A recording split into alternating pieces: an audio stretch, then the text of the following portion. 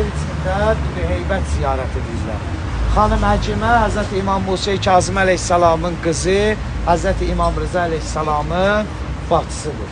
O zaman ki İmam Musa Kazım əleyhissalam şəhadətə çatanda Harun Ər-Rəşid Allah lənət eləsin, onun əli ilə ki şəhadətə çatdı, ondan sonra İmam Musa Kazımın ailəsin, Peyğəmbərin ailəsini Mədinə şəhərinə qoymadı.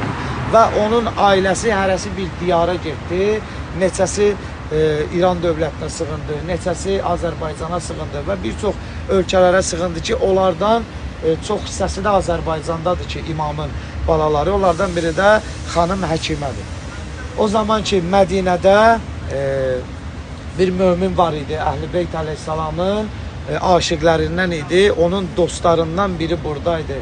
Heybət adında bir şəxs, o ilə bilir ki, Əhl-i Beytin aşiqlərindəndir və bilir ki, xanım Həkiməni yola salsa, göndərsə bura, həmin kəs xanımı burada mühafizə edəcək.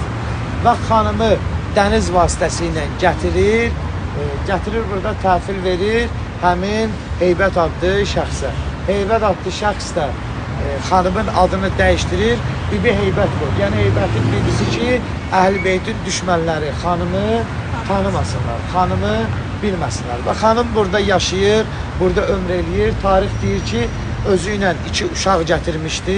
Amma tarixə məlum deyil ki, o uşaqlar kimdir? Bir tarix deyir, bacısı uşaqlarıdır, bir tarix deyir, qardaş uşaqlarıdır. Çünki tarixdə xanımın ailə qurmağı məlum deyil. Yəni, ailə qurmayıb. Onun üçün də xanımın uşağının olmağı bilinmir. Və həmin uşaqlar da xanımın yanında dəfn olunub içərdə və ayaq tərəfində də Heybət ki dəfn olunub. Xanım Həkimənin ziyarəti Qum şəhərində xanım Məsumə Səlamullah əleyhanın ziyarətinə bərabərdir.